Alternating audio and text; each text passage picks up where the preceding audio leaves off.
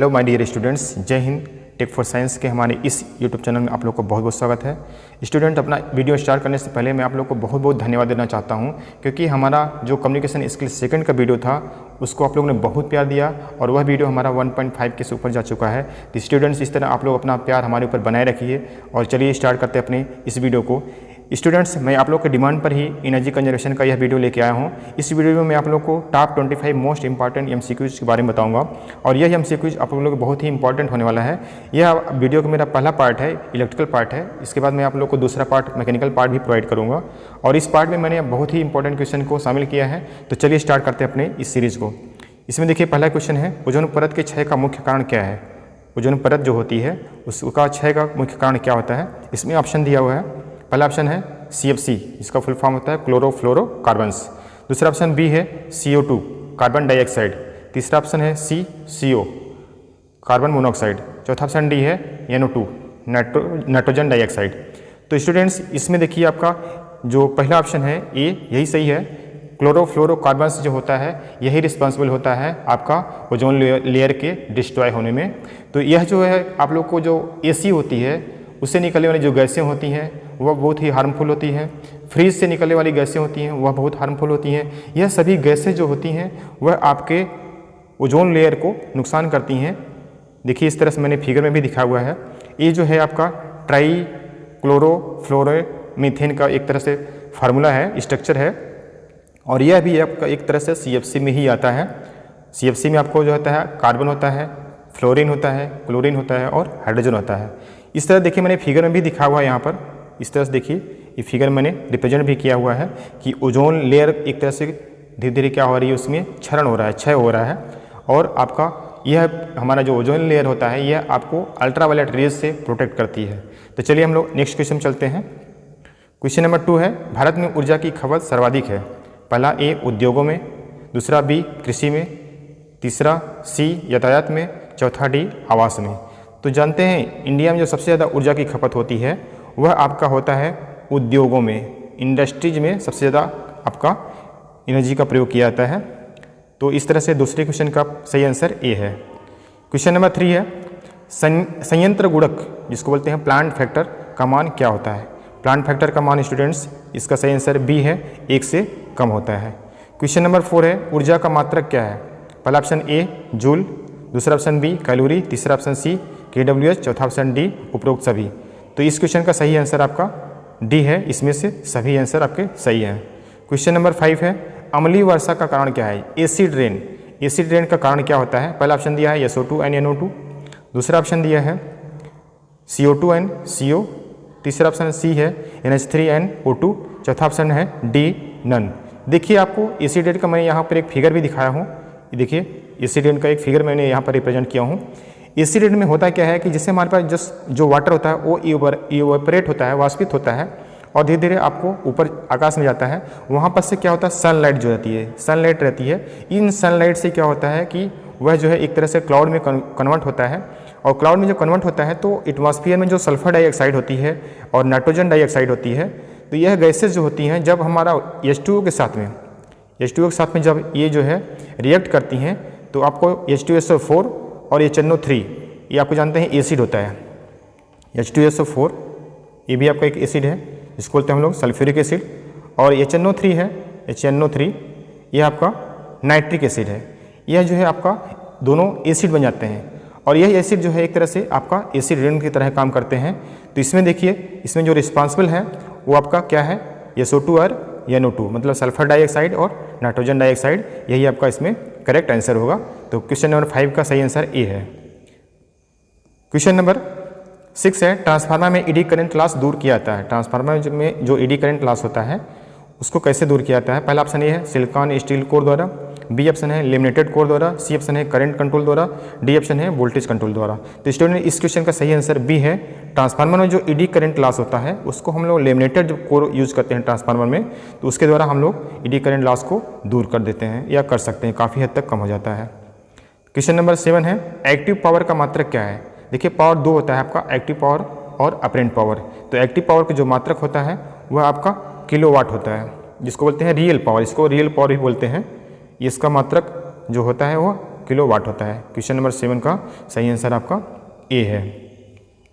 Question number 8 है copper loss समानुपाती होता है।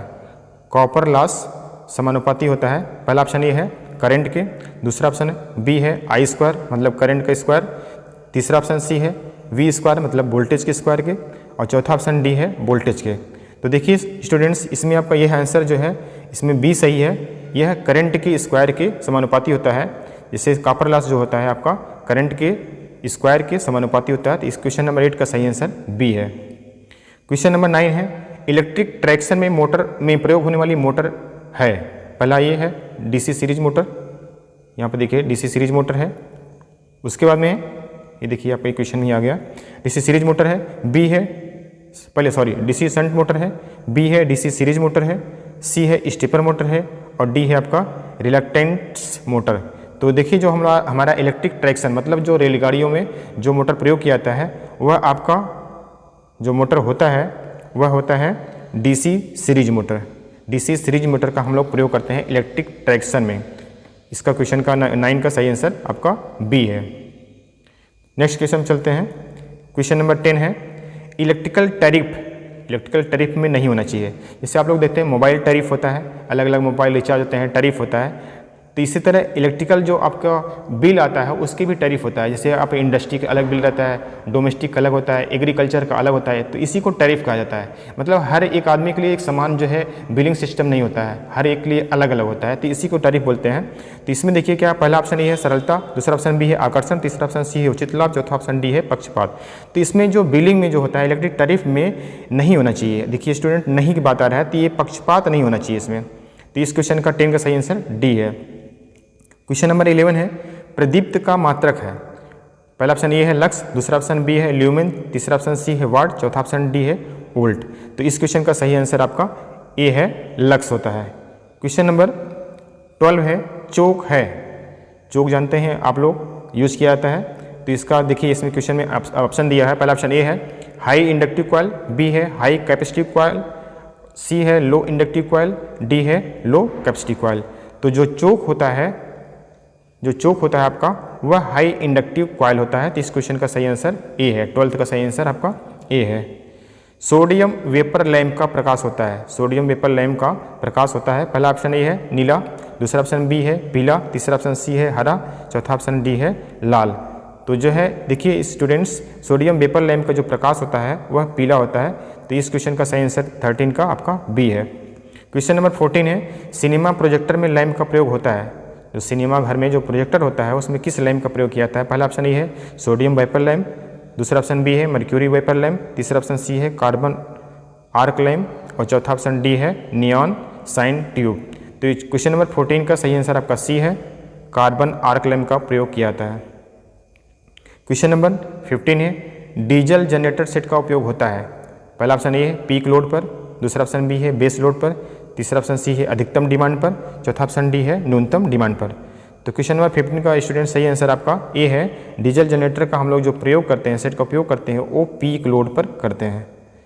क्वेश्चन नंबर 16 है एनर्जी कंजर्वेशन बिल्डिंग कोड, जिसको शॉर्टकट में ECBC है, ये बनाया गया है। किस लिए बनाया गया है। पहला ऑप्शन ये है कंस्ट्रक्शन मटेरियल बचाने के लिए, बी है वर्क लेबर बचाने के लिए, सी है फील्ड बचाने के लिए, डी है एनर्जी बचाने के लिए। तो क्वेश्चन नंबर 16 का आपका सही आंसर डी है। जैसे आप देखिए स्टूडेंट यहाँ पर आप गेस कर सकते हैं कि एनर्जी कंजर्वेशन है, एनर्जी को कंजर्व होने से बचाने के लिए। तो आपका एनर्जी की बात किया जा रहा है तो इसमें आपको डी ऑप्शन इसका सही है। क्वेश्चन नंबर 17 है ECBC के अनुसार प्रकाश के लिए उपयोग करना चाहिए। पहला ऑप्शन ए है हैलोजन लैम्प, दूसरा ऑप्शन बी है कार्बन आर्क लैम्प, तीसरा ऑप्शन सी है LED लैम्प, चौथा ऑप्शन डी है इनमें से कोई नहीं। तो क्वेश्चन नंबर 17 का सही आंसर आपका सी है। इसमें हम लोग LED लैम्प का उपयोग करना चाहिए। इससे हम लोग क्या होता है बहुत ही कम पावर की खपत होती है। क्वेश्चन नंबर 18 है ओजोन परत पाई जाती है।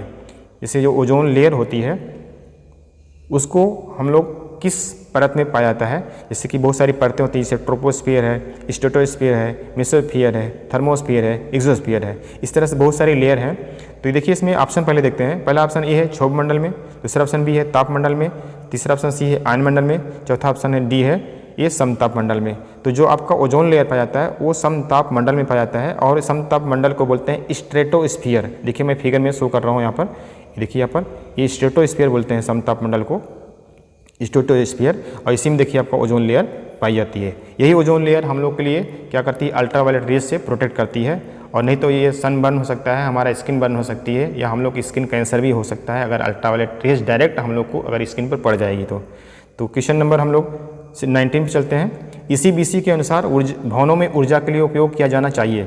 इसी बीसी के अनुसार कह रहा है कि भवनों में ऊर्जा के लिए उपयोग किया जाना चाहिए। पहला ऑप्शन ये है कोयले का, दूसरा ऑप्शन बी है प्राकृतिक गैस का, तीसरा ऑप्शन सी है अक्षय ऊर्जा का, चौथा ऑप्शन डी है आपका बिजली का। तो जानते हैं इसमें इस क्वेश्चन का क्वेश्चन नंबर 19 का सही आंसर आपका सी है, अक्षय ऊर्जा का प्रयोग किया जाना चाहिए।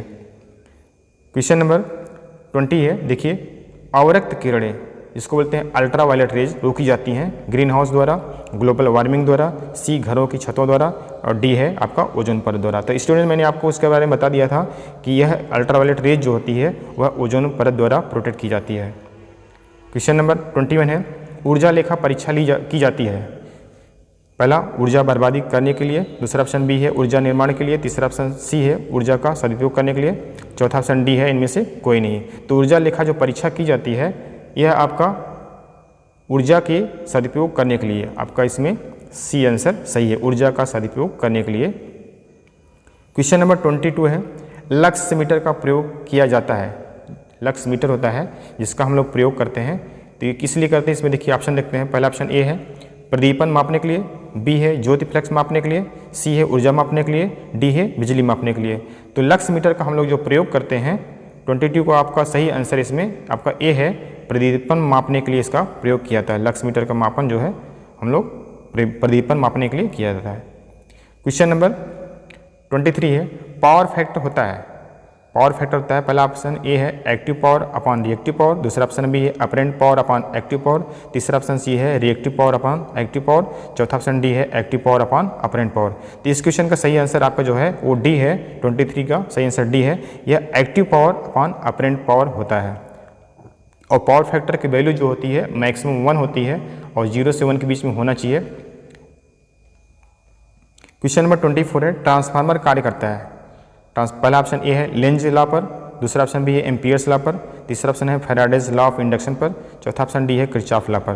तो ट्रांसफार्मर जो कार्य करता है एक अन्योन्य प्रेरण जिसको बोलते हैं उस पर कार्य करता है, सिद्धांत वही रहता है, और ये फैराडे के लॉ ऑफ इंडक्शन पर वर्क करता है।